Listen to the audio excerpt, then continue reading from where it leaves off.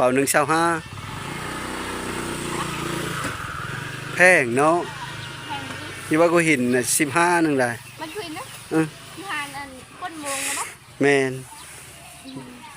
อยู่หารคนหมง15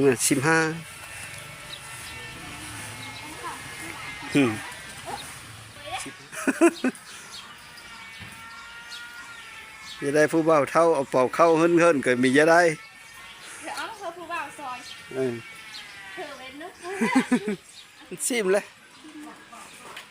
เฮ้เสียเธอโน่เอาใต้สลัดอีนี่เกิดมาเป็นคนโอ้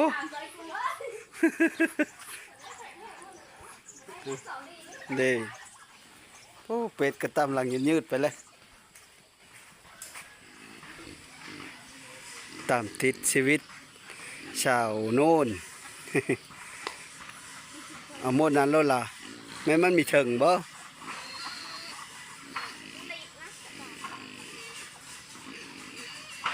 ท่านได้ขลุ่นเลยไม่ได้ขลุ่นเลยบ่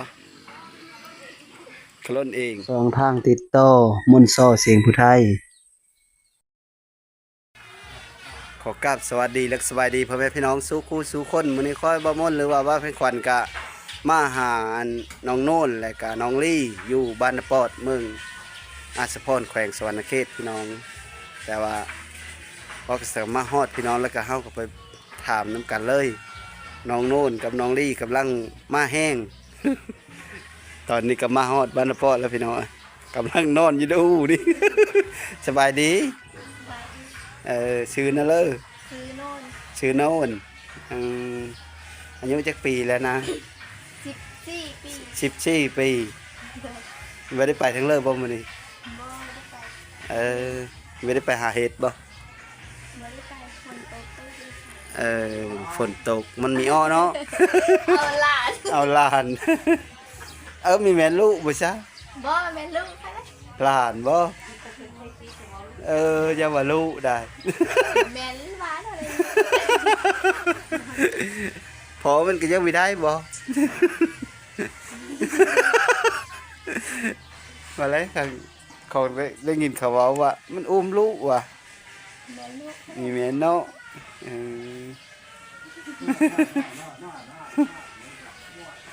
อยู่เฮินอยู่นำอันนี้ก็ผู้เฒ่าบ่จ่ากะจ่าอีนายกะอีตากะผู้เฒ่าเม็ดเฒ่าเพิ่นสบายดี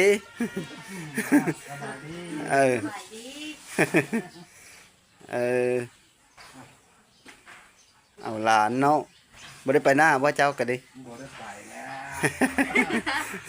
เอาหลานนี่แหละซอยกัน3คนเอาหลานติดกันมันปลูกมันอยู่บ่เจ้าก็ดิบ่ได้ปลูกอันนี้น่ะหลานเนาะหลาน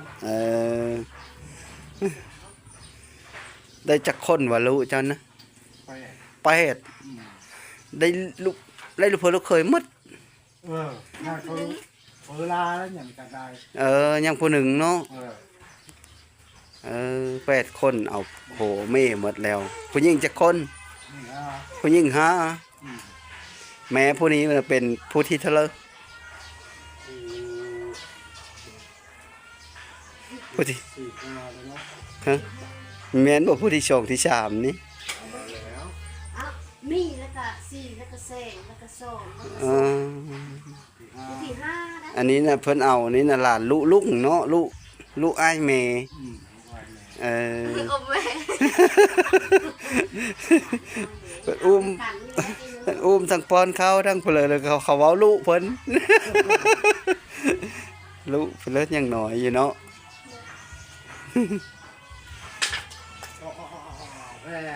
ไม่ได้ขึ้นจะเห็นต่อบ่บางเธอจะย่างเธอจะย่าง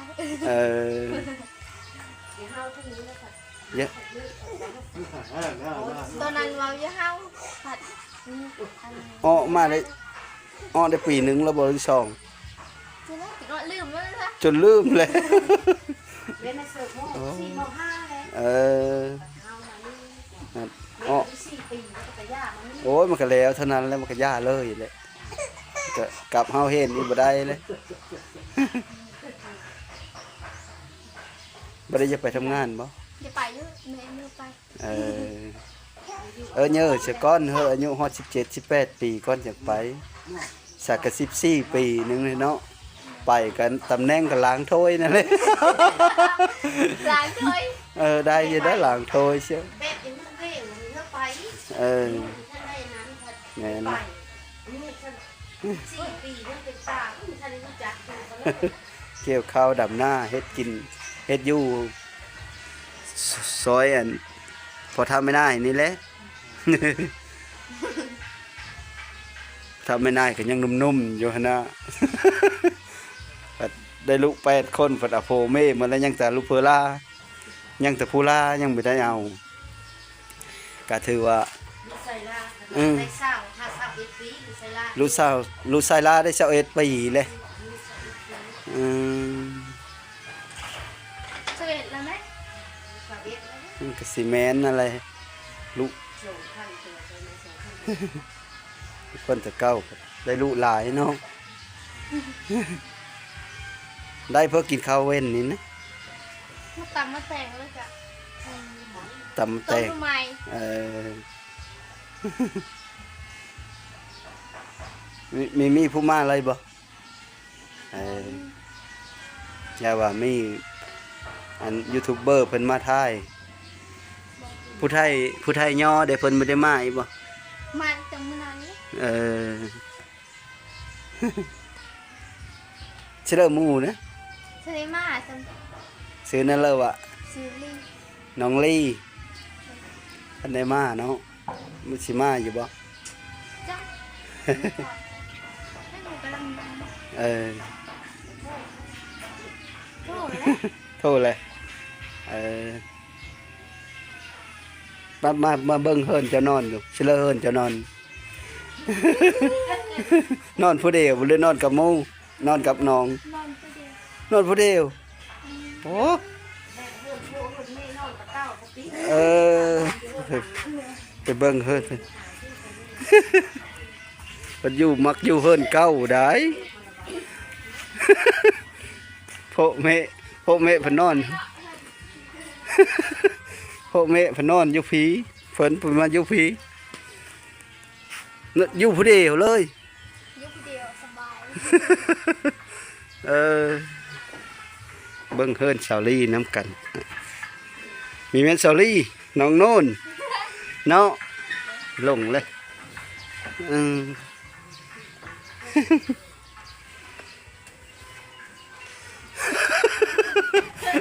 เออก็บ่ได้หกแล้วช่ำนี่ เพื่อน โทรทัศน์ก็ใส่ได้อยู่บ่ ฮะ ใส่ได้อยู่บ่โทรทัศน์ ไม่ได้เลย ย่าแล้วเนาะหมดก็ตาเลย เปิดอยู่บ้านมืดมันไม่ได้ เบิ่งไม่ได้เห็นอะไร มันตายเลย อยู่ผู้เดียวบ่ได้เฮือนนอนน้ำเขาอีก เฮ้ยไม่นอนเปรี้ยว เออ นอนผู้เดียวอยู่ห้องนี้ ห้องนี้บ่เออ มียานเนาะ มือก็ยัน เออ เคยแล้ว เคยเลยยานเอามาพิเศษมันมืด มันจะมืดได้มันจะแจ้งแม่นพอนึงเข้าแล้วบ่ เอ้ยอยู่ดีก่อนใส่ดีนึง ใช่เลยนึงเออ ป้าตะสลีมาแล้วบ้านย่อมอยู่ปลายชานพี่น้องที่ชานนี่ก็มีอันเพลนี่นะผักแป้นบ่ อืม เออ เออแซ่ไว้ตอนแรกละล้างเนาะ ทำเลยจ้ะ อืม งานมันอะไรอีกอะ อ้าว ได้ซื้อได้ เออตามติดชีวิตน้องโน่นอันมาหาก้อนนี้ถ่ายแต่ลงเพจไม่ได้ถ่ายลง YouTube มื้อนี้แหละเอาลง YouTube เพื่อพี่น้องเบิ่งนำอายุ14 ปี ก็ไปรับผีผีออกเลย มันเทนบ่ เทศเล่น เทนมีออกวะ มีอ้อได้ท่านเฮามีคูดเนาะเขาเสื้อจานบูชาก็มีอ้อ คอยมีการลงมา เอ้ยดูลีเนาะพอเท่านะจนหินก้องจำนี้ถือว่าตัวดูฝนฟ้าเลยนะ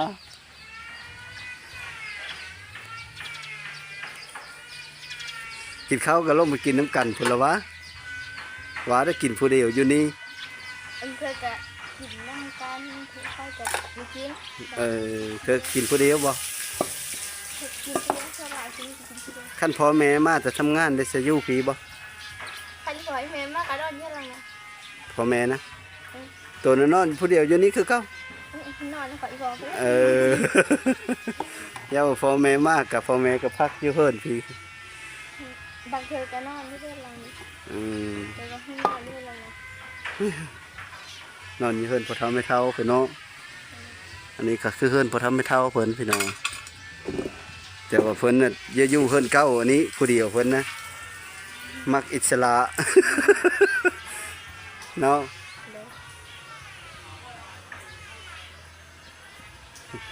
สนใจนะเลยว่ะสนใจผู้บ่าวเท่า แต่ผู้บ่าวเท่ามีสนใจใช่ มักผู้บ่าวเท่า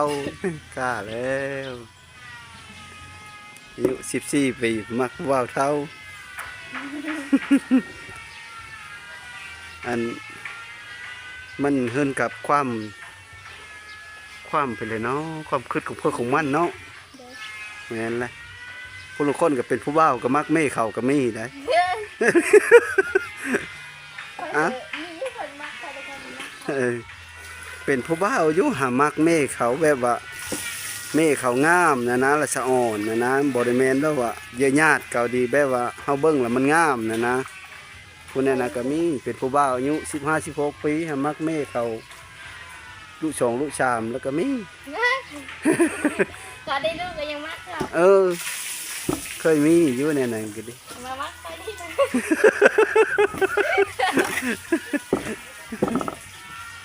อันนี้คือกันนั่นแหละมักผู้บ่าวเฒ่า แต่ว่าผู้เขาซื้อ ผู้เขาสิบ่มักเนาะคันผู้บ่าวเฒ่าขา30ลงมาบ่ขา30ลงมาบ่ เจ้า ขาเช้าอะไรมันก็ไม่ได้เท่าแล้วนั่นเจ้ามันก็ไม่ได้เท่าแล้วขาเช้าเจ้า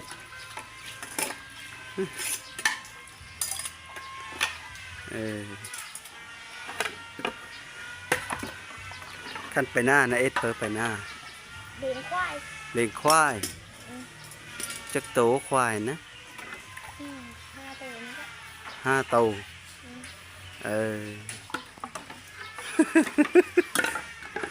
พวกนี้ไม่ได้ห้อยมออยู่หันบ่ แล้วก็อันนั้นต้มใหม่ มันนี่ ยาไม่ใช่เนาะดำ ตอนค่ำๆพี่น้องตอน4 โมงล้างถ้วยล้างโบง เห็นอยู่เฮิรนผู้เดียวเพิ่นตอนโน่นเฮิรนก็มีแต่อันฝากกระตาดฮาดเลยว่ามียานผู้ว่าหุ่นนอนนำบ่เพราะว่าบุ้ยผาค่อยก็มีว่ะ ถือผาบ่องข้างไว้บ่ไว้ทั้งโหรถ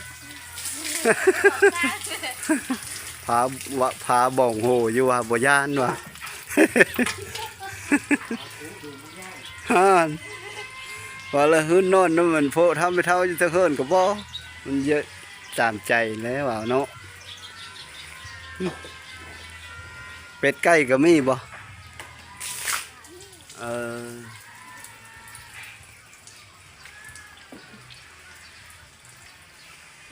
นี่ คนบุรีเนาะไปปีถึงเขาไปปีมะลาวทีนี้ เฮาตาสิฮัน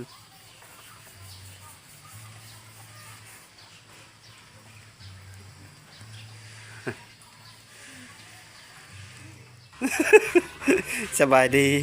สวัสดี น้องเพิ่นว่า น้องลี น้องลี่อันเซลคิงๆเลยนี่เนาะ พากันลิ้นน้ำกันคู่มือคันมือเริ่มมีเห็นอันหมู่นี่จักจีวาแนเลอร์ผู้แลแต่ละมือนะต้องได้มาหากันบ่ คือมือกับมาบางมือกับไม่ได้มา ไม่ได้ไปหน้าบ่มื้อนี้ ไม่ได้ไปจังมือ ไม่ได้ไปเชียงมือที่เขากับเพิ่มมื้อนี้นะ กินกับตำเต้ ตำแตงแซ่บบ่ แต่งกิ่งหรือแต่งกว่า แกงกินด้วยกันแล้วเดี๋ยวมาถ่ายแล้วก็จะให้กิน เขาเฮามานอนบ้านบ่แต่ละมื้อ แล้วก็ให้มันไม่ไหว สักก็เฮามาอันตักตะอ้อแต่มื้อนั้นเฮามาบ้านนี่อันโตอยู่กับแม่เฒ่าบ่อุ้มลูกมาเลยเด้ ว่ามีท่านได้ผู้บ่าวเพิ่นมีลูก มีลูกเว้น นี่น่าลูกเพิ่นก็เป็นตะแพงเพิ่นนะคณะ เป็นบ้ามันดี เอ้าอยู่นำแม่เซลเสอยู่นำแม่เซลเสเอ้า ตามเบิ่งได้มันก็ อยู่นำแม่เซลแล้วบาดนี้ลูกเขาลูกสลิงแล้วไม่กลัวปันแท้แล้วนะ หนังโทร เรีย ศั ก พท์ ปันถ้ามันคือนะเฮ้ยทำไม เนี่ยเพราะมันคือได้เนาะหลานเพิ่นพี่น้องมันแม่นลูกเนาะหลานลูกลุงเนาะหลานลุงมันก็อ้ายเอ้ยแล้วเว้า แต่บ้าน เนาะ หอยกว่าหอยกระเลิศได้หมด มันน้อยกว่าละนั่นแท้ทีนั้นมันเป็นน้ำเอ้ยได้นี่น้อยๆก็ดิ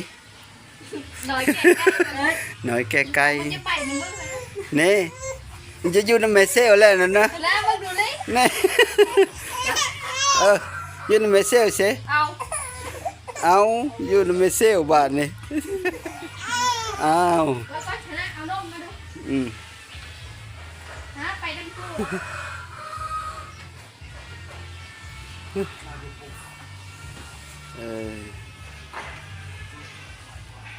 แซ่บมือเด้จะยากกว่าคนนั่นแหละ มากงไม่ได้มาบ่มากงไม่ได้ถ่ายบ่มีได้ถ่ายเนาะ เราถ่ายส่งให้ ถ่ายส่งเฮาเองได้เนาะ ไปหน้าพันรถค่ะ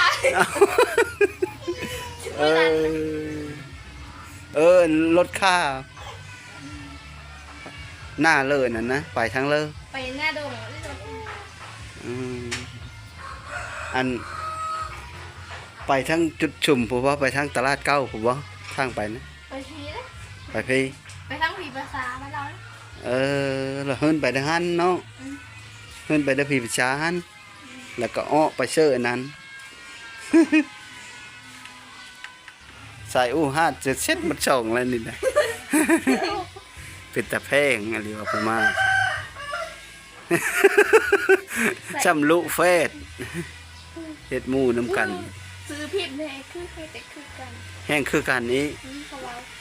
แต่ว่าค่อยเบิ้งซื้อวิธีคือกันเราคือกัน บอกแบบทำไม่ได้ว่าคืออันนั้นแปลว่าคนช้ำกันนะ หน้าตาคล้ายๆกันเลย แต่คนหนึ่งเลย อันนี้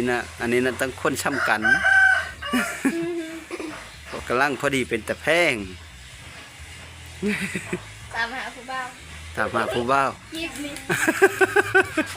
ตามหาผู้บ่าวเนาะ เพื่อนในทุกข์แล้วก็มี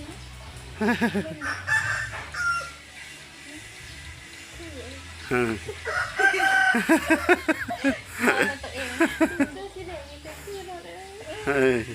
เขาเอาน่ะเสื้อกับสีผิวไม่เหมือนกันเลย เขาเอานะบ่ ตัวผู้ถ่ายคนไทยมาถ่ายไฟได้เขาสีผิวกับเสื้อคนอันเลย สิมันเสื้อสีไปเลย สีแดง เจ้าหนุ่งนะบ่ โดยค่อยนุ่งเมื่อนั้น หนุ่งเสื้อสีแดง เขาผัดบุรีว่าไฟดำไฟกระดำ ยังละขาว เจ้าเยอะกว่านี้ก็ขาวเอง ยังน้อยก็ดำคือกันนั่นแหละเพิ่นก็ดิ ผู้บางคนน่ะดำๆยังน้อยบัดเยอะมากแล้วก็ลงเขาแล้วบาดให้ขาวๆแล้วเด้ ไอ้คอหักก็คือเลยเย็บได้นะ เอา ตกอู้เด้ สาวนี่คนกู้ เพื่อชุงลืนกันนะยืนมึงดู เดินนี่คนสูง เพื่อชุงลืนกัน แม่นบ่เป๊ะซ้ำกันนะลี่ชุงลืนได้ ไปเกือบสูงก็ไม่ได้ บ่ มันไม่สูงปะ อายุมันก็ลืนเนาะอายุลืน2 ปี คือว่าเขาโคกัน แท่นทีน่ะหน้าผู้นี้ได้กันนานกว่าได้สีหน้านั่นน่ะ คอยทำ โน่นเด็กโน่นได้อายุ10ว้าว16กับสิแม่นแต่ว่าผู้นี้เพราะว่า16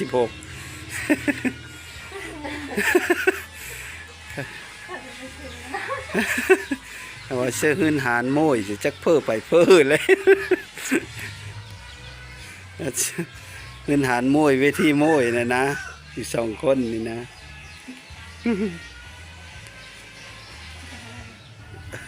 เย็นเย็น โอ้ยสิ ข้าวพันคุย เออ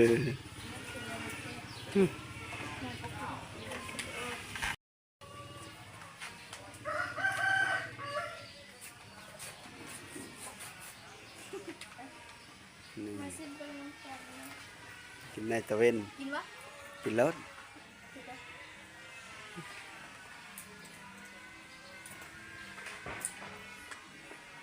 รีบ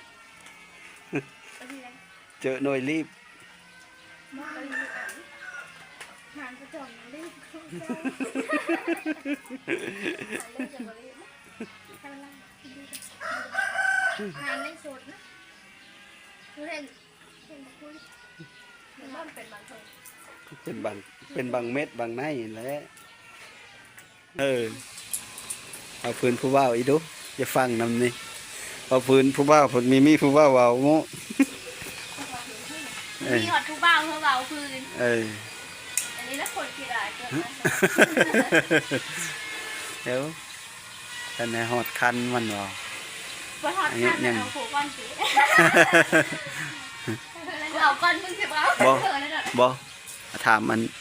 สมมุติมีผู้มักนะเอาบ่ซ้ำนี่ก็ดิอายุยังน้อยอยู่ก็จะเอาบ่ เอาไม่เอา ไม่เอาเนาะ เขาเล่นเราเล่นได้แต่ว่า ยังมีกาดอกเนาะ ยังมาขึ้นเขาวายุยังหน่อยยังยังจะดิ้น แม่นแหละอย่าว่าเอาเสิบ่ว่าดอกมักแห้งลีโลได้ปรับถือผู้มักลีโลได้ มักอลีหลอกอะมีเอาก็ว่ายังหน่อยอยู่ เออ เอามากอะลำบากพกสมอง ใช่ว่ายังน้อยซ้ำนี้ก็เขามักเขาฮักอลีโลกเอาเสียเนาะอีกสัก2-3 ปีจะเจ้าก็มีนั้นเนาะ บ้านเช่าเอฟซีเอา แม่นแล้วบอกคำมันละฮอด เฮ้ยเอฟซีบาทคนนึงยันมืออื่นนี่คือมั้งอ่ะกูว่าหน้าอกหักเบาะเลยขอที่เราถูกเขาไม่ขาย ฮะ เราถูกอะไร เออ หายากแล้วก็ถูก มีผู้บ่าวกะผู้บ่าวมีเฮือท่ายและผู้มงคลกัน ของเจ้าแล้วนะ อืม เสียงนี่ที่เราเนี่ย มีผู้บ่าวมีเฮือท่าย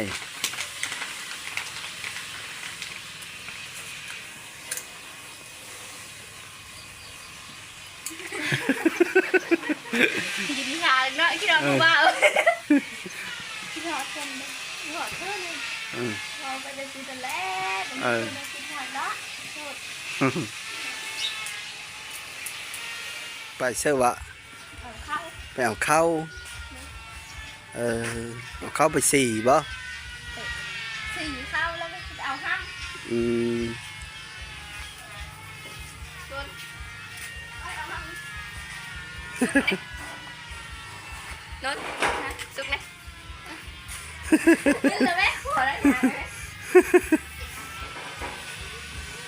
ไปน้ำกันไปเอาเข้ากันดิ ชอบสาวขายโอ้ ขายบ่ สาวเอาไปซ่อนตัวนี้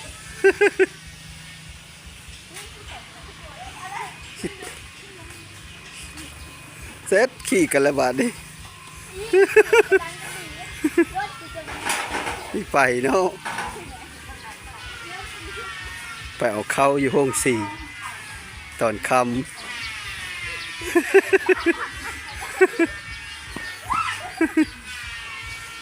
เฮ็ดขี่แล้ว ไปเห็นกันแล้ว จ้าดิ มันล้มเชอะ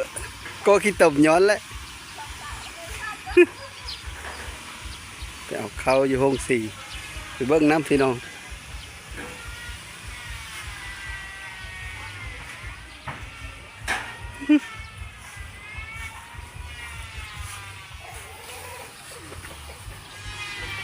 อาอีบัน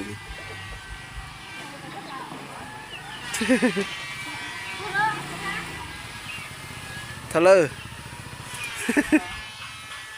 แม่คือจะตัดแขกมีวะ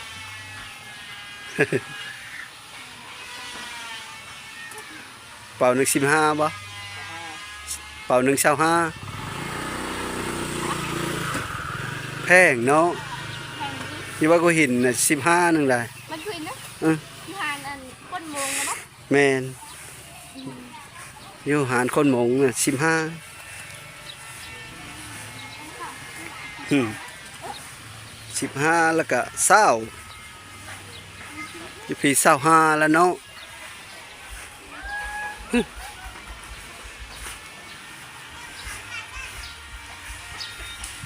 กิจกรรมของเขานะสีเขา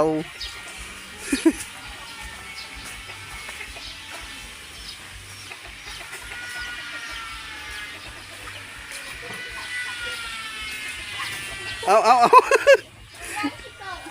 ยานตกขี้ตม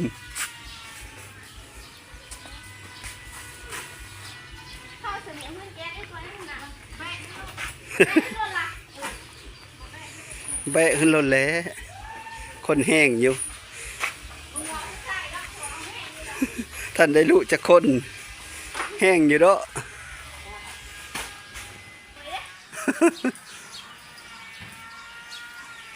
จะได้ผู้เบาเท่าเอาเป่าเข้าเฮิ่นๆเกิดมีจะได้ เดี๋ยวเอาเธอผู้บ่าวซอย เออ เธอเป็นนึกเธอมีผู้บ่าวนะคะเอาตั้งเอานำ เอ็นเลยน้ำโมบ่ เกือบหมุนเด้ น้ำโมบ่ บ่น้ำบ่ลาก็ได้ เออ เห็นบ่ดิผู้ให้นะ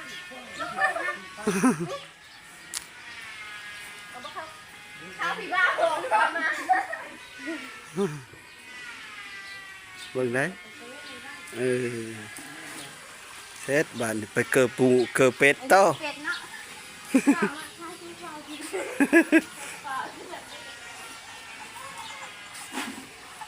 ว่าเสื้อบ่ได้ บ่นะคือเปล่านี่นะ เทาะเชิญนี่บ่นี่ไอเลิฟเลยเด้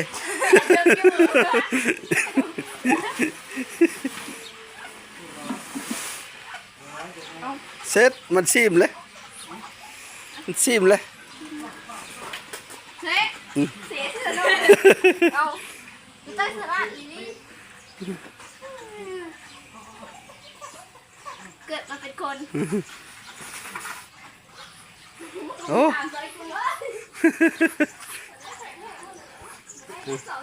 เด้โอ้เป็ดกระตำหลังยืดๆไปเลยจักโตหมูนะ2 โต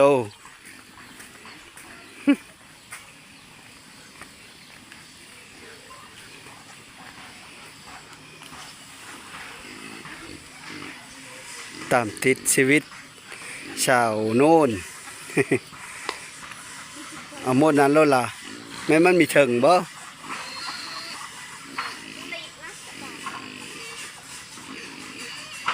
ท่านได้ขล้นเลยไม่ได้ขล้นเลยบ่ขล้นเอง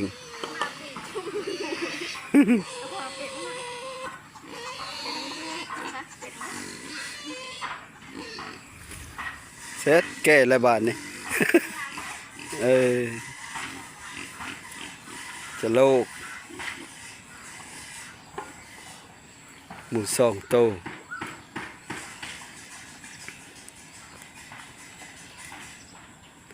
ฝนตก ใจว่ากินน้ำมันมาเลยเบาเลยเบานะ ลี่ได้จะมีบ่หมูนะ ก็ดีหมูแดง บ่มีขายเลย ได้โตเท่าไหร่ฮะจากน้องเขาแก่ใหม่แล้วพ่อแล้วบอกเกิดชำนั้นมันอิ่มอยู่บ่เออ เวลาคำมาที่กับมันบอกให้เยอะอีกหมู อืดอีเนาะอีกอ่ะไปเอาเข้าวอยู่ห้องสีมาแล้วก็เกิดหมูโต หามสวยเนี่ย อืม เขาดีคนก็ เดหาม นักเกิดไป เพิ่นเป็นเพิ่นตาย เราไม่ได้เชื่อเลยผู้แดงก็ได้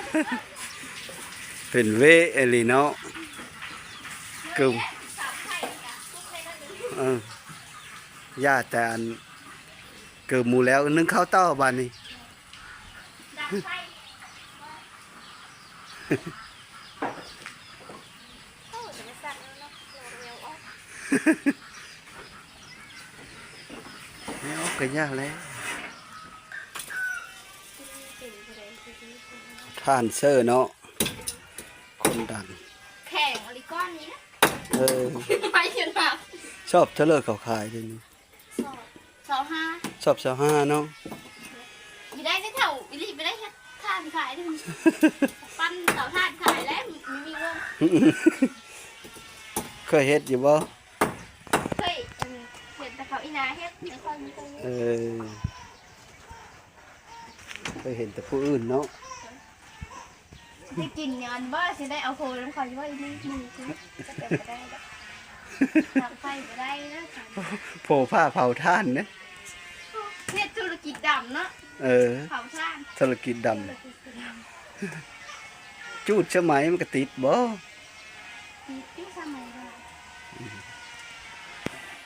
ชาติดังไฟก็มีติดบาทนี่ เราจะได้โผล่กระดังไฟกันทีก็ดังเอามันอย่างนะ ไฟเซอร์อย่างติดรถนะเมิดระบบ ลองค่อยเอาจูดมาแล้ว เออ เข้าลุกไปลุกหมดเลย เหลือชาติบาทนี่คนดังไฟมีลุกเลย ย่าเป็นคนดังไหมวันนี้จ๊ะจะก้าวเพื่อดังไฟ เออ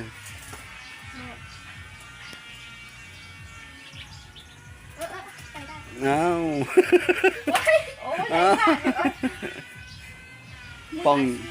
ปองดีโดคือก็ได้ช่องกาแฟก็ได้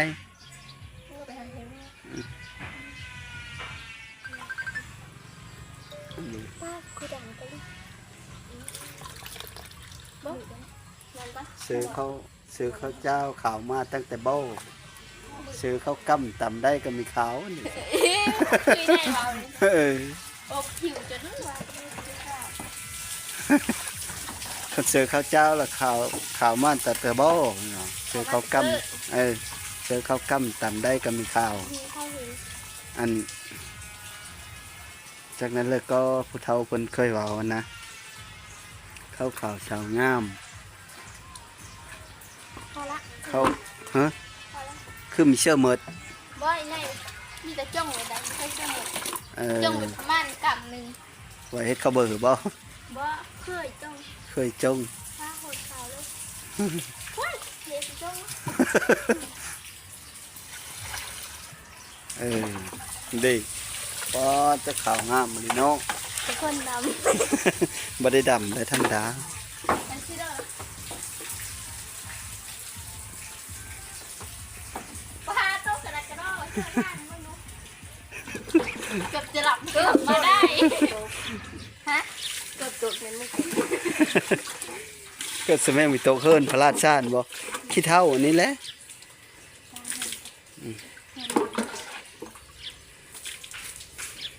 ไม่ได้ค่ายบ่แบะเขานะ ข้าวแล้วนะ นี่คันแบะเขาเปิดน่ะเด้ ข้าวนั่นนะ พระสาร สี่ มาแล้วตอนเขาเปิดน่ะเด้ บ้าใจฮะ ควันเลยพ่อแล้วบ่ชำนั้นนะเชื่ออีแม่ เชื่อหนอมันนี่ มันนึงแห้งได้ตื่มอีแม่ ควายเซอร์น่ะมีแต่เซอร์ทำดีได้ มันแห้งได้ เออเคยเชื่อชำนั้นแต่ว่าค่อยเบิ่งนี่มันจะน้อยได้เน้นลดเน้นเพิ่มมือบ่แห้งดีกว่าได้กินเน้นหลายไว้ลดสมมุติเฮาเชื่อน้อยผัดมันแห้งผัดเสียใจไฟหลังเข้าไฟไม่หม้อ ไฟไม่หม้อ เคยดึงเข้าไฟไม่หม้อดึงไฟ สมโนล่าทอดไข่เด้ ไฟไหม้ก้อนเด้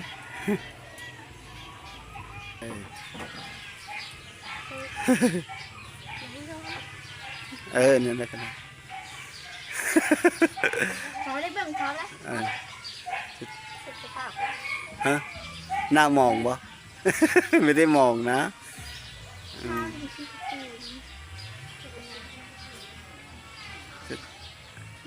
สมมติมีผู้จะมาถ่ายกับมาได้บ่ ได้ สมมติผู้บ่าวมาจะถ่ายเด้ได้เนาะ มาหาก็ได้ สมมติมีผู้จะมา ดินน้ำแน่ บ่ เลยมาก็ ได้เอ็ดเพิ่นเนาะอยู่เฮิรนของมือ คอยสมีอยู่เลย ยินดีต้อนรับเนาะขอฝากพี่น้องเด้อว่า ค่ะคอยทะเลเปิดเอาสอง โน่น ค่ะสิกะ ถ่ายสติกอีเอาบ่ เด้อสุดท้ายขอขอบใจ บ๊ายบาย เออ เดิน ขอ ทาง ขอบ ปลอดภัย ขอขอบใจหลายๆเด้อสบายดี